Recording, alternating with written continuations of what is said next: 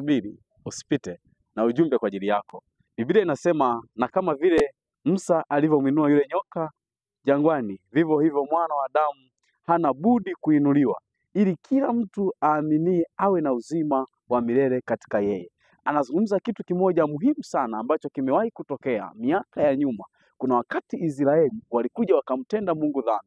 Walipomtenda Mungu dhambi, wakatumiwa nyoka. Wale nyoka walikuja kuang'ata. Wale nyoka walipoanza kuang'ata, Mungu akazungumza na mtumishi wake Musa. Alipozungumza na mtumishi wake Musa, akamwinua yule nyoka wa shaba. Alipomwinua nyoka wa shaba, kila mmoja aliyekuwa na uwezo wa kumtazama yule nyoka, basi alikuwa na uwezo wa kupona. Na Yohana ananukuu kutolea mfano jinsi nyoka wa shaba alivyoinuliwa. Anasema Mwana wa Adamu hana budi kuinuliwa, kama vile Musa alivyomwinua yule nyoka wa shaba. Maanake kila mtu anayemtazama Yesu anapata na yeye uponyaji, kama vile watu walivyomtazama nyoka wa shaba alafu akapata uponyaji. Nami ninachotaka kukwambia ni kwamba unapomtazama Mwana wa Adamu kwa namna alivyoinuliwa, na wewe unapata uponyaji, unapata namna ya tofauti, unapata uponyaji usiokuwa wa kawaida. Haijalishi maisha yako, haijalishi hali unayopitia, haijalishi mazingira unayopitia, mtazame tu Yesu.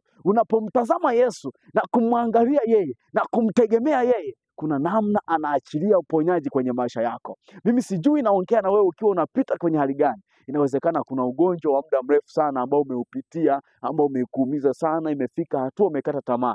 Nakwambia usikate tamaa.